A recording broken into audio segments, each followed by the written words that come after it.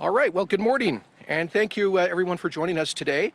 I'm delighted to be standing here outside the Aged Care Seton Retirement Home in South Calgary with Health Minister Tyler Shandro, with Salimah Walji-Shivji, who is Vice President of Client and Community Engagement for Aged Care, and board chair for Alberta Continuing Care Association, with whom we've been working very closely on helping to protect seniors through the pandemic. We also have Leah Lechelt, who is Executive Director of the Christian Health Association of Alberta, and they operate many nursing homes across the province and have a wonderful history, a tradition going back over a century of caring for the vulnerable in Alberta. We also have our local MLA, Matt Jones, MLA for Calgary Southeast, and I want to thank him for his presence, but also his strong voice, particularly for children and their well-being in this pandemic. And of course, a huge thank you to aged care owners, Dr. Hasmukh Patel and Dr. Jabir Jivraj, for hosting us today, and all of the residents of the aged care, many of whom are watching in their windows, I believe. In Budget 2021, Alberta's government made an historic investment in protecting lives and the livelihoods of Albertans. And this includes an historic $23 billion investment in healthcare, the highest budget for healthcare by far in the history of Alberta. That is partly due to a $900 million increase in the overall healthcare budget, as well as $1.25 billion in contingency funding to continue the fight against COVID-19. And this is in addition to $2 billion that we already spent in the last year on responding to the pandemic through our healthcare system. And some of that funding has gone to support continuing care facilities like the one right here in Seton. This important funding has helped these centers to care for their residents either through operational funds for things like personal protective equipment, and enhanced cleaning, as well as enhanced cleaning and staffing and other COVID-related costs. But the funding has also provided wage top-ups for healthcare aides who are critically important to residents. We may recall about a year ago when the pandemic started that in some parts of Canada, in the central Canadian provinces, there was a critical shortage of healthcare aides, to the point where in Quebec they had to bring in hundreds of army personnel to staff the long-term care facilities. Thank goodness we were much better prepared for that here in Alberta, and our wage top-ups were partly to stabilize the workforce and also address the need to keep workers as much as possible attached to one particular facility. That too was made possible through our critical funding. Now, I know this funding doesn't take away the pain for hundreds of families who have experienced the terrible loss of a loved one over the past year due to the pandemic, or to the thousands of caregivers who continue to provide care while grieving for individuals who they came to know and love. Many others have experienced uncertainty and fear as loved ones have suffered from the effects of COVID or from loneliness as a result of public health measures that have meant visits have been curtailed, in some cases limited to phone calls, video chats, or interaction through windows. Our heart goes out to all of those who have been affected in this way. But there is good news. Just as this is a bright, sunny, spring-feeling day in Alberta with this Chinook here in Calgary, there is hope. As more and more seniors get COVID-19 vaccines and severe outcomes are in decline, families and facilities like Aged Care Seton are beginning to experience relief. Our hope grows with every vaccine shipment and every shot in the arm. Every sunny day like this that leads to more outdoor visits, and every day we can appreciate those Albertans who have given up so much to our province's health in the past year. That's why Budget 2021 has earmarked more than $3.5 billion in the health budget for services and supports to help aging and vulnerable Albertans get the services and care they need in the communities and places they call home, places like Aged Care Seton. This $3.5 billion combined in community, continuing, and home care programs is an increase of more than $200 million, or 6% over last year. In addition, Our 3-year capital plan, that's the money that we invest in infrastructure, in buildings, roads, and the like. Well, we have allocated over $500 million to upgrade existing and to create new continuing care capacity in Alberta for seniors over the next 3 years. That's an historic investment in building new facilities like this and helping to modernize some of the older continuing care and other seniors congregate facilities. This includes over $150 million over 3 years to upgrade and create new continuing care spaces in priority communities where the need is greatest, where there are the longest wait lists, for example. Minister Shandro will provide more details about this in a second, but let me say that the funding we are discussing today, with it the government is continuing to work to improve seniors and supports for seniors and other vulnerable Albertans. This includes a review of facility-based continuing care that will provide recommendations on workforce, funding, oversight, and accountability. On top of that, we are pursuing streamlined legislative framework that will be developed for the continuing care system, because right now there's multiple different laws that touch on the continuing care system, making it difficult for operators to interpret all of that. We're going to simplify it so that there's a very clear legal framework for the operation of nursing homes. And I'd like to thank MLA for Calgary Fish Creek, Richard Gottfried, for helping to lead that initiative. We anticipate new legislation that he's working on being introduced later this year. And then a Peace River member of the legislature, Dan Williams, has continued to lead consultations on palliative and end-of-life care, as we committed to in the last election, and how government should support Albertans in their final days as part of our palliative care strategy, adding resources to provide for that kind of compassionate care at life's end. Alberta's government will also be looking at a redesign of the home care system in order to make it more easily accessible for clients. This will include expanding access to client-directed care options to provide more choice and control to clients. And that's really our central vision in the whole healthcare system, is that it must be patient-focused, not based on different interest groups or demands, but rather it's got to always be about the patient and empowering patients, in this case, those who rely on home care. So stay tuned for updates on these and other initiatives. Let me close by saying that Alberta seniors deserve the very best care possible. I'm sure every Albertan is connected to someone who relies on facilities like Aged Care Seton to provide safety, comfort, and care in their later years.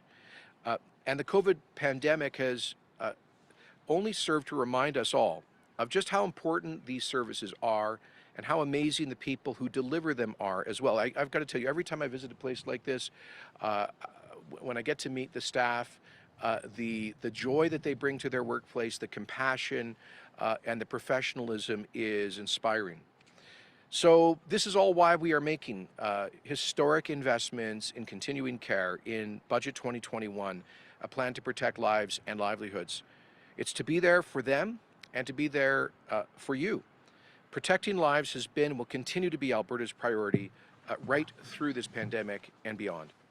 And with that, I will invite Minister Shandro to provide details on the budget investments in continuing care.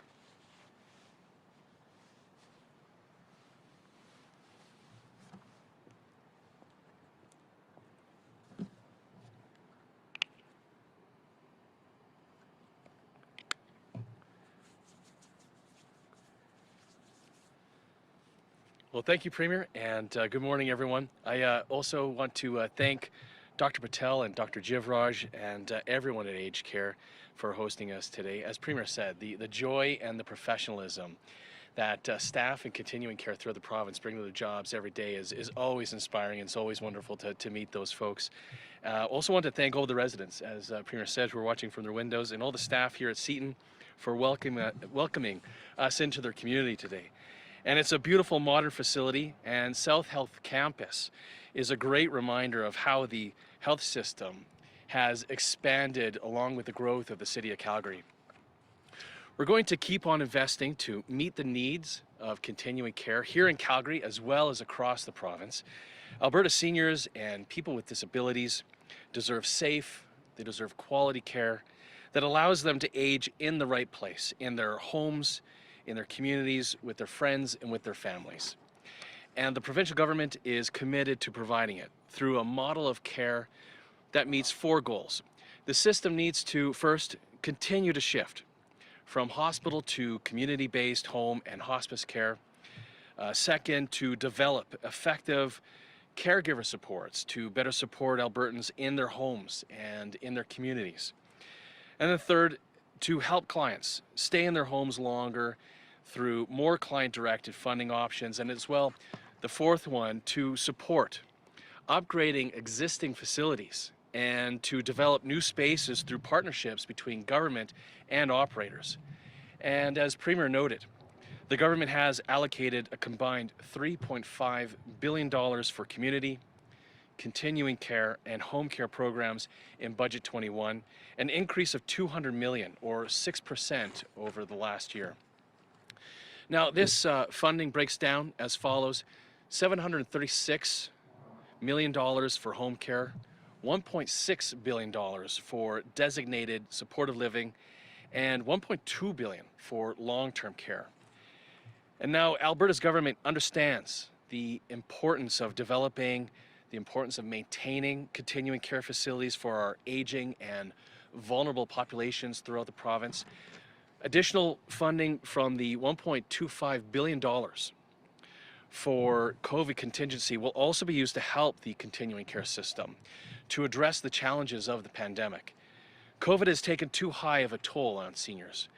We need to acknowledge the families who have lost loved ones and honor them by resolving to make the continuing care system here in Alberta a better one and a safer one.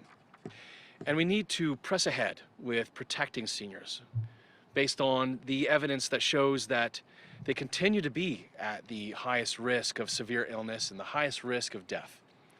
And I'm proud that we were the first province to complete second doses for all residents of publicly funded continuing care facilities. We're making great progress with the current group of seniors who are 75 and over, and I'm looking forward to opening up eligibility to phase 2 within a few weeks, starting with those who are between the ages of 65 and 74. All healthcare is deeply personal, but continuing care is most of all, because it's about our parents, it's about our grandparents, and each of us owes a debt of gratitude to them personally, and we honor them as a community by making sure that they are treated with dignity and that they're treated with respect. And that very much goes for me personally. My Baba, before she passed, was in continuing care, and I think of her every time that I think about our continuing care system and the great improvements that we need to work as a province to improving the continuing care system for these residents. And I think every Albertan deserves the same standard of care that folks like my Baba received. And that's the promise our health system provides, and it's my commitment as minister. Alberta's government is ensuring that the continuing care system has the resources that it needs to protect residents, to protect staff, now and after we've seen the end of the pandemic. And as part of that commitment, our capital plan for Budget 21 includes over $500 million for continuing care in the next 3 years. And that funding includes $115 million over 3 years to complete the Bridgeland Riverside Continuing Care Centre here in Calgary, which I visited recently with my colleague, Minister Ponda. $246 million over 3 years to finish building the Jean Zwazdesky Centre at Norwood in Edmonton. $154 million as well to upgrade or develop new long-term care and designated supportive living spaces across the province. We're targeting this funding to priority communities, including Indigenous communities. The $154 million that I mentioned will be available through capital grant programs that will be launched later this year. And as Minister of Health, I'm proud to say that we have a budget that reflects a record level of investment, one that will strengthen our health system now and into the future. This funding will help to address the needs of seniors and those with disabilities. We'll continue to work to make our health system here in Alberta more responsive to the individual needs that patients have, that residents have, and their preferences, and to be more efficient, to be more effective, so that we achieve better outcomes for Albertans now and into the future. As Premier said, to make the health system centered on patients, not institutions, and not on special interests. So thank you very much, and now I'll turn it over to Salimah Walji-Shivji, who is, as Premier said, the board chair of the Alberta Continuing Care Association. Very proud to be working with her and her members. And so after Salimah, we'll hear from Leah Lechelt, who is the executive director of the Christian Health Association of Alberta.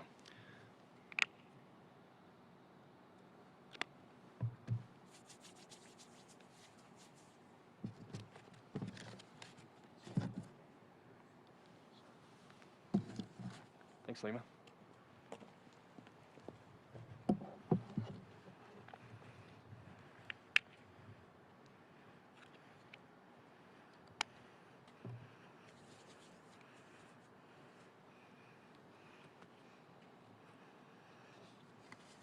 Good morning. My name is Salimah Walji-Shivji, and I'm honored to serve as the board chair for the Continuing Care Association.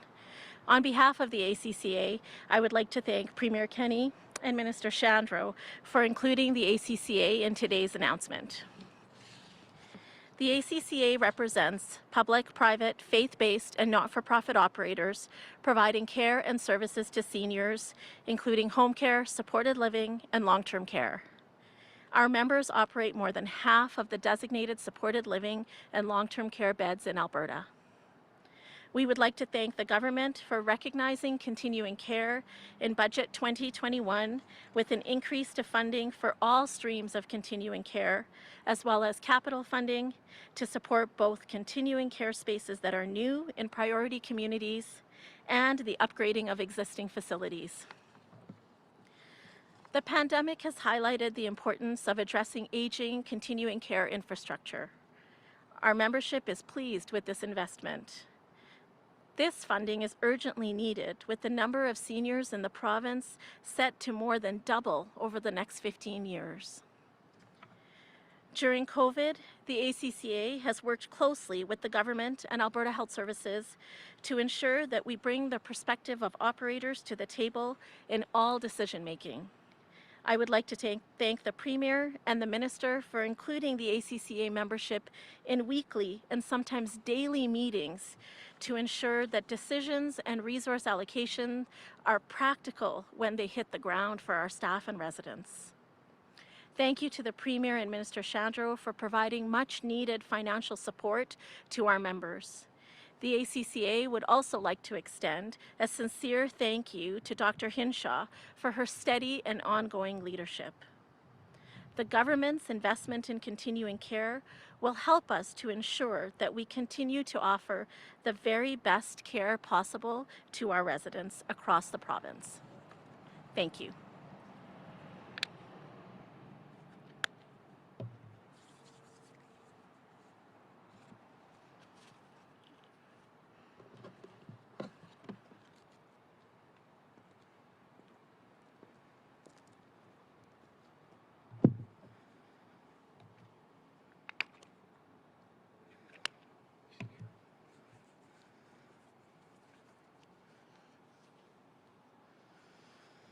Thank you, Salimah. I'm Leah Lechelt, speaking on behalf of the Christian Health Association of Alberta.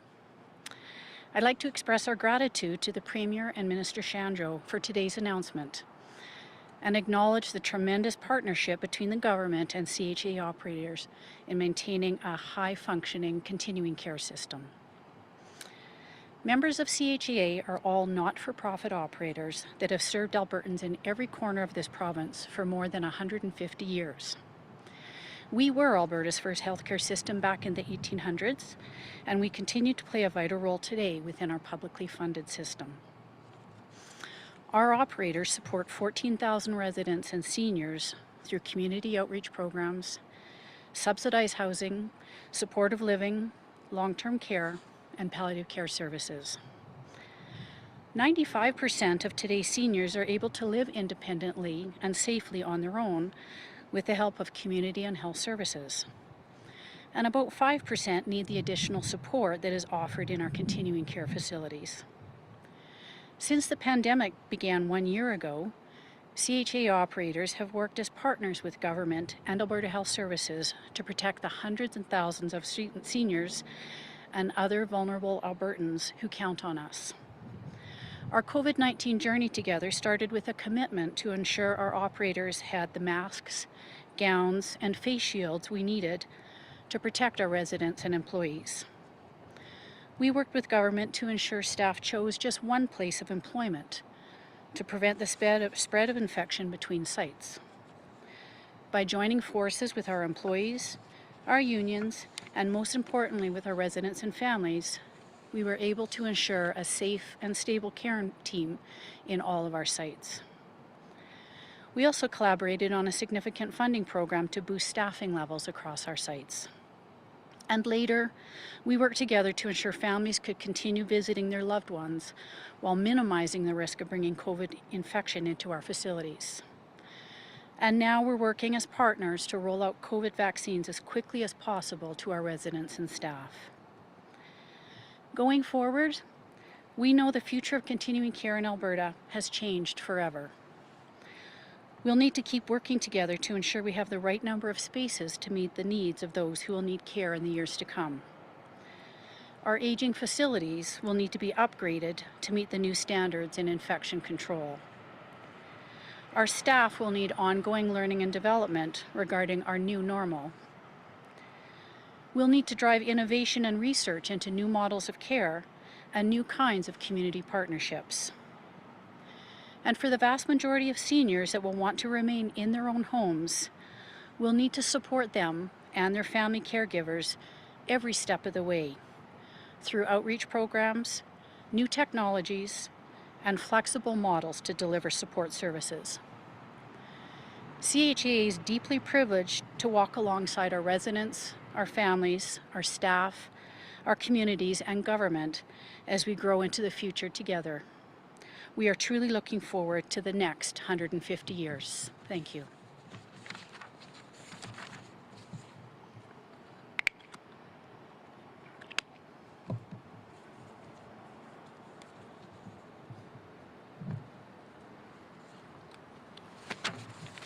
Thank you. So we'll now go to the phones for questions. We'll do one question, one follow-up today. And with that, operator, can you please put through our first caller? Global News.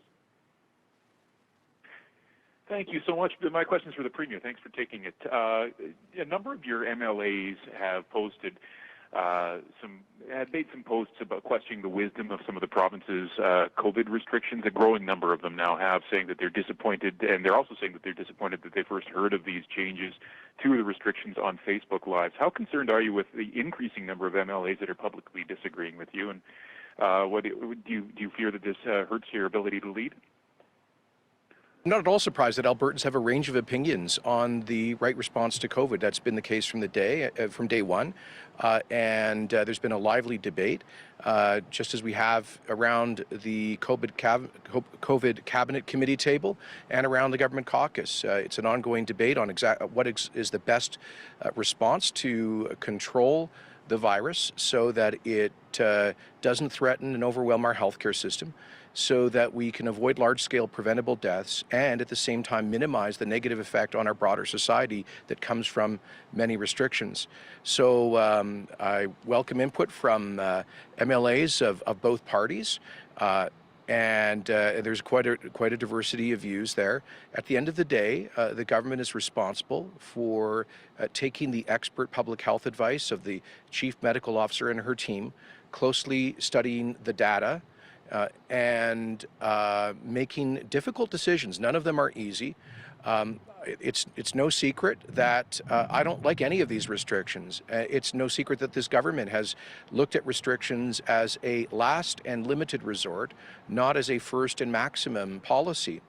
I think generally, while anybody can criticize aspects of our policy, I think generally Albertans have done very well through the pandemic. For the first, from March until November of last year, we had a better record in terms of COVID than most of the large Canadian provinces, U.S. states, and European countries. With lighter restrictions. We had a very unfortunate spike in cases in the fall, but we continue to be well below the national average in terms of per capita fatalities. And thanks to the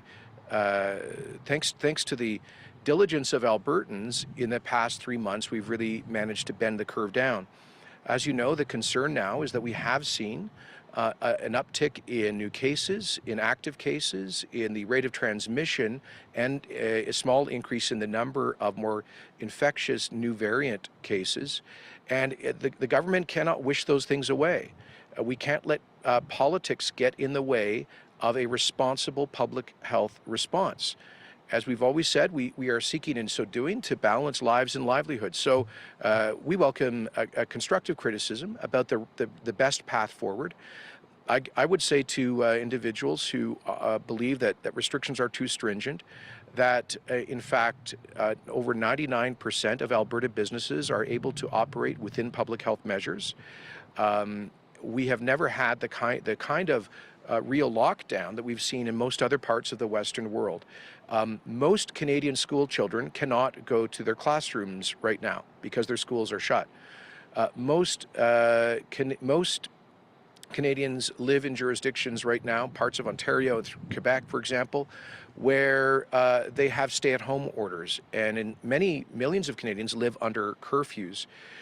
Most Canadians live in areas where they cannot engage in congregational worship to practice freedom of religion. None of those things are true of Alberta. None of them have been true of Alberta, except for when we had to face the real threat in the spring. But our schools have been open since August, with the exception of 1 week over Christmas. Our places of worship have been open within public health guidelines since last May. And we've had the most open approach towards business operations as well. So I think while people can criticize various aspects of it, we certainly get a lot of criticism from the other side, and that debate is totally legitimate. I would say Alberta's done a good job of balancing the different and very serious issues here. One quick follow-up for either the Premier or the Health Minister, whoever feels best to answer it. Just a question about the AstraZeneca vaccine. I understand it is arriving in the country right now. Alberta is following a number of the recommendations right now not to give it to the seniors 65 and over. Is there any more progress on decisions being made about who is going to get those vaccines and the timelines for that rollout? Well, I believe Minister or Dr. Hinshaw will be addressing that this afternoon, correct? Yeah, so just stay tuned. There's another news conference this afternoon at 3:30, I believe, where that will be addressed. Operator, can you please put through our next caller? Bill Fortier, CTV News. Good morning. I do have a question and a quick follow-up, either for the Premier or Health Minister, I guess, whoever would like to address it. Speaking of vaccines, just looking for a little clarification here on timelines. The federal government has been saying for months now, by the end of September, every Canadian who wants one will have one. Alberta is saying that, the phase that involves the general public doesn't start until September, until the fall. So which is right, and why the discrepancy? And a follow-up after that. Well, look, we are basing our planning on the reality that the federal government has not kept its commitments to date. They have missed every single timeline for delivery of doses by an order of magnitude. All I can tell you is that Alberta Health Services is ready and able to inoculate hundreds of thousands of Albertans per week if and when we get critical supply. This is not a provincial problem. It's not a provincial issue. The Government of Canada was responsible for vaccine procurement. They have put us in a position where we are 44th in the world in terms of access to the vaccine on a per capita basis, Canada, under Mr. Trudeau's leadership, is behind many third world developing countries in accessing the vaccines. And promises that all of that's going to change are the same promises we've been hearing now for over 2 months. And you'll pardon me if I'm a little bit upset about this, because every day that we don't get those promised doses is another day when vulnerable Albertans are at risk. It's another day where we have to maintain public health restrictions that have other damaging effects. So, and right now we are caught in a race between vaccines and variants. We need those vaccines, and whatever the projections are, look, we've come to learn that we cannot count on the federal timelines. They have not met a single timeline. And quite frankly, I don't understand why the national media isn't holding this government more to account for this total failure. Israel is approaching, I think, 85% of their population inoculated. Britain approaching, or over a third of their population inoculated. The Americans, I think they're approaching 20% inoculated. We're at 4% in Canada. So when we get everyone inoculated depends on one thing, which is when the federal government does its job and gets us the doses. Tyler, would you like to add to that? So in terms of discrepancy, again, the discrepancy is between their committed arrival schedule, supply schedule, and what's actually been happening. We were supposed to get significant hundreds of thousands more doses by now than we have received. But all I can tell you is we're ready to roll as quickly as we can through much of between basically Christmas and through February. We had one of the highest levels per capita inoculation in the country, and we hope to maintain that pace. Okay, thanks. And quick follow-up. Sorry, 1 second. Sorry, before your follow-up.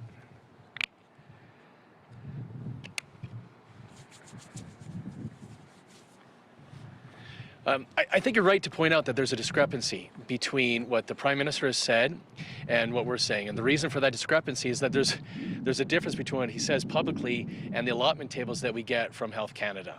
And it's a spreadsheet. And in each cell of those spreadsheets, for each of those columns, it's a different week from March until April, May, June, and onwards. And April, blank. Each of those cells are blank. May, blank. June, blank. I think there's still blank cells in the columns for March still left to be filled out. On top of that, when they were filled out for February, when we were originally given these allotment tables, the rug was pulled out from under us in February, and we got nowhere near what we were told we were going to be expecting. Now, I'm happy that we're now starting to get more stable supply of Pfizer vaccines for March, but that still doesn't give us any certainty of what we're going to get in April. We are making, what we're telling the public is based on what information we can get from Health Canada and what we can get from the federal government. And we will have to continue to rely on what we're getting, not on the public comments of the Prime Minister at a podium. Thank you. There's a follow-up question then for me or for Premier? You know what, it's probably for either of you.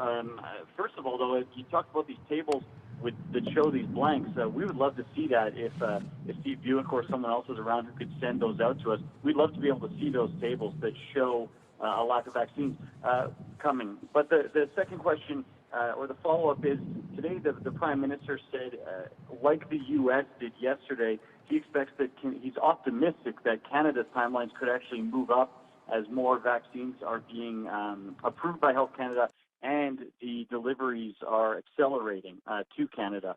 I'm just wondering to the Health Minister if you share that optimism that perhaps the timelines that exist now, whichever one is correct, whether it's the provinces or the federal governments, could that potentially be sped up?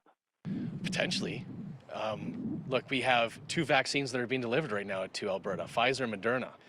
We have 3 vaccines that have been approved by Health Canada.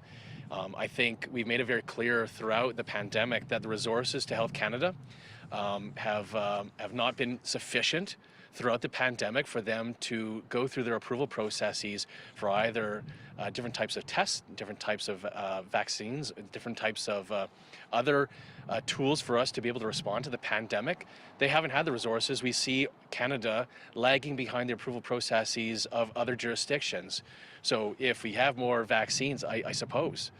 But we haven't seen that happen yet, and we can only make commitments based on the allotment tables and the shipments of vaccines that we've received so far.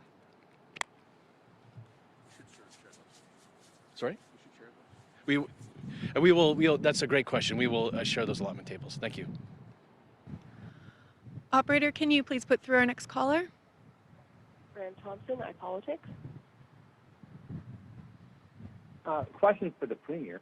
A few weeks ago, Premier, you mentioned that some internal government polling of the public indicated that about 40% of Albertans support the current measures, about 40% want tougher measures, and 20% want the measures to be relaxed, fewer measures. Is that still the case? Are you following people's preferences? And also, it seems that you're often focused on that 20%. To explain to them why are you so focused when it seems the majority of Albertans appreciate the fact that you have to bring in strong measures? Well, Graham, as Dr. Hinshaw has always pointed out, what matters most is not the stringency of restrictions, but compliance with them. And if you have a large segment of the population that doesn't accept the need for careful public health measures and just reject them, if you have a large segment of the population that just go back to at-home socializing and higher risk activities, then you have a public health problem. So it's very important. And this is, I'll be very transparent with you, one of the most challenging aspects of the decision-making of our cabinet COVID committee is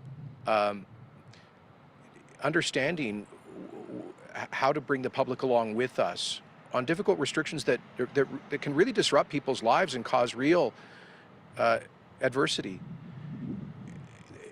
There's no easy answer to that question, but we have to constantly keep an eye on the willingness of the broad Alberta public to do the right thing through the pandemic. And if you end up with just like I say, a large segment of the population that says they've given up, then you've got a public health problem as well. So that's why I'm constantly trying to make the case to people who don't like public health measures or restrictions, but why they are necessary. There's a small fraction of people.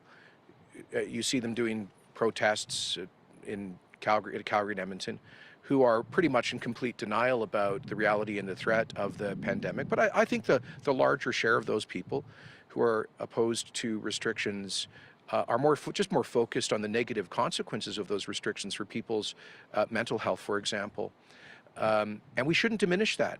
We need to listen to those voices. We need to include them in our decision making. And that's what we're trying to do in a balanced way. I won't pretend it's easy, but it's necessary. And just to follow up, thank you for that. Is that number still the same? Is it still 40-40-20?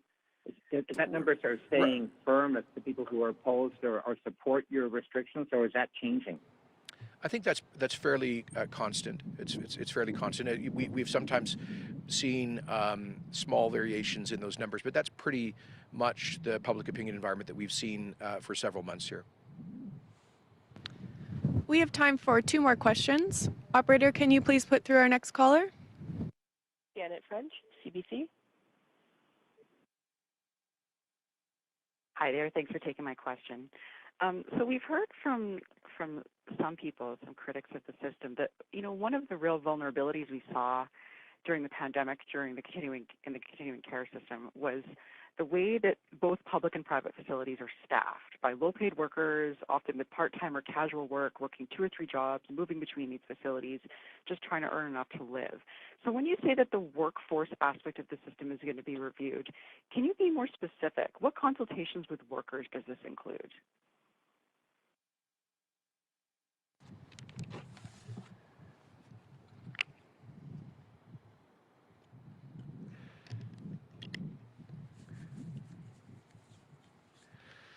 Great question, Janet. And so there's actually two different types of review that are happening right now. And we started with a review of the legislation. It's we have three different pieces of legislation. I think at least three different regs as well that govern the whole spectrum of continuing care. And so we started off with a review of the legislation, and then we proceeded with a review of facility-based continuing care and the funding models that we provide to our operators. Right now, the panel includes not just my colleague, as Premier mentioned, Richard Godfrey, the MLA for Calgary Fish Creek, but also a wide range of folks. There are family members of residents. There is a resident as well of continuing care. There are operators. There is AHSs involved. And they are consulting with workers as well as operators in both the publicly delivered, the AHS and Covenant facilities, as well as the independent providers in the system. And so they're finishing up that review in the coming months so that we can work towards a new Continuing Care Act this fall that I'm hopeful to be able to table and present to the legislature, as well as an opportunity for us to present new opportunities for the funding of our operators throughout the province. Thanks, Janet. Janet, do you have a follow-up? I do. I guess I'm just trying to get a sense of like, what is the real goal of your review? Like, how do you want continuing care, aging in place, long-term care to look different as a result of this? And just tossing in a bonus follow-up. Are you still planning on proceeding with the privatization of Care West and Capital Care as recommended in the EY report? Sure, I'll answer in reverse order. So we've, as a cabinet, directed AHS to proceed at this time with only a portion, a balanced portion, responsible portion, especially in considering the pandemic that we're responding to right now, of the AHS review. Now, if AHS wanted to come back to us with implementing any further measures, that'd be up to AHS to come back to us when they feel that they could proceed with any of the implementation plan. I can't speak on whether and if Cabinet would direct AHS to proceed with that one recommendation. We have so far only directed AHS to proceed with that balanced portion. You asked first, though, about what is the goal of all of this. I can give you a couple examples, but we really are trying to make the continuing care system, and that does, it's a spectrum. It goes from one end, long-term care, the most intensive types of care that we provide residents, to home care on the other end of the spectrum. And when it comes to long-term care, when it comes to DSL is the supportive living that is publicly funded, as opposed to what we call licensed supportive living, which is the non-publicly funded supportive living. There are opportunities for us to make the system more focused on patients, centered around patients rather than the institutions. And one example is, instead of allowing someone to age in place, if somebody needs a more intensive level of care, they have to leave their home, and then they have to go back into a pathway to find a new place for them to live. We need our residents to be able to age in place. We need operators to be able to provide a wide range of the different types of levels of care that are needed, rather than having pathways for patients that are centered around the institutions and not around those patients. Another example is why we can't have spouses living together if they need different levels of care. And it's something that's a big concern of mine, and it's one of the issues that started us down the path of reviewing the different types of legislation and the funding models for these operators. So just two examples to provide you, Janet. So thank you for those thoughtful questions. Operator, can you please put through our last caller? Charlotte Demuin, Radio Canada.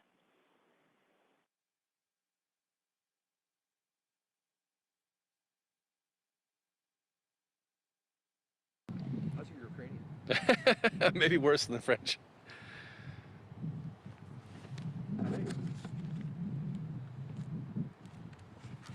Hello? Oui? Allô, est-ce que c'est moi qui ai la ligne? Oui, oui. Allez. Vous m'entendez bien? Parfait. Alors, ma question, c'est, M. Kenney, vous dites que vous êtes peut-être ouvert à prolonger, comme la Colombie-Britannique, la période entre l'administration des 2 doses des vaccins. Donc, quel impact ça aurait sur la vaccination en Alberta? Et c'est quand vous pensez que tout le monde pourrait avoir reçu la première dose? Alors, il y aura une annonce prochainement à cet égard. Moi, j'étais toujours de l'opinion qu'il faut vacciner autant que personne que possible, si vite que possible, parce que c'est clair de recherche de l'Israël, du Québec, du Royaume-Uni, que c'est plus protective d'inoculer les gens avec la première dose du vaccin. Mais même si il faut avoir une période plus longue avant la deuxième dose, mais comme gouvernement, on a attendu l'avis, le conseil des experts scientifiques. Évidemment, il y a un comité avisoire au fédéral et nous avons notre propre comité scientifique pour la pandémie en Alberta. On a attendu les conclusions de leurs études de cette question de période entre les deux doses, par exemple de Pfizer, et nous annoncerons une décision très prochainement à cet égard. First, sometimes I get people on Facebook complaining that they don't understand the French. So the question was, I'll just do an English summary. Question was about essentially the BC decision to prolong first and second doses of the Pfizer vaccine by 92 days. And my response was, my personal opinion has always been that it is more effective to get as many people as vaccinated as quickly as possible, even if that means having to delay the second dose. We've seen very encouraging research and experience in that validates that view coming out of Israel, the United Kingdom, and Quebec that did prolong the interval between the two vaccines, between the two doses. But we were waiting as a government to receive the scientific advice of both the national and provincial scientific advisory committees. And we'll be making an announcement about our approach in the very near future. Okay, thanks very much, everyone.